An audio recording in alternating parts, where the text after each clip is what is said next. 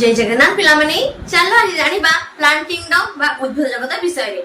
उद्भिद जगत पिला माने पांच भाग रे विभक्त करा जायछि। सेगुडी होउछन्ती थालोफाइटा, ब्रायोफाइटा, टेरिडोफाइटा, जिम्नोस्पर्म एवं एंजियोस्पर्म।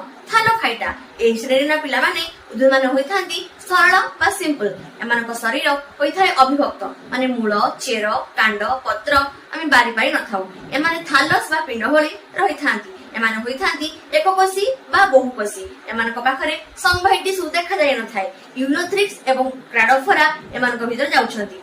ब्रायोफाइटा एही श्रेणी जो उद्भिद देखा जाय पिला माने एमानक शरीर होइथाय चेप्टा किंतु एमानकर मूल, कांड, पत्र बारी होई न थाय। चेर आकार रही थाए राइजर जी की समानक शरीर को धरी रखिबारे सहाय्य करे। खाद्य एवं जल संग्रह करे मध्ये ये सहाय्य करि थाए। एमानक शरीर रे संभाई टिश्यू देखा जाय न थाए।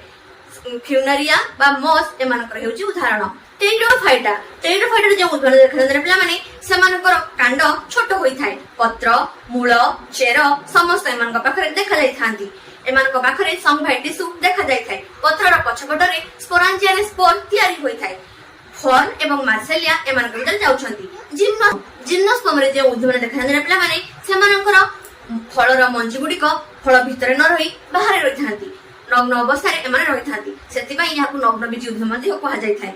एमानकर मंजी गुडिक रेणु पिंड हिसाब रे रहि थाए। या भितर जाउछन्ती साइकस एवं पाइल।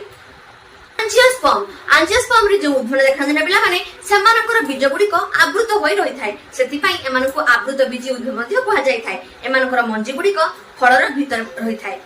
जेमिति कि हमर सेव, सपेटा, कमला इत्यादि। एमानकर बीजपत्र अनुसार एमानकु दुई भाग रे विभक्त करा जायछि। मोनोकोटिलिडन एवं डाइकोटिलिडन एक बीजपत्री बा दुई बीजपत्री। एही भଳି भाबरे हमर उद्भिद जगत को पांच भाग रे विभक्त करा जायछि। एही भଳି नुवा नुवा भिडियो देखै पई चाहुतले मोर चैनल को सब्सक्राइब करो। धन्यवाद।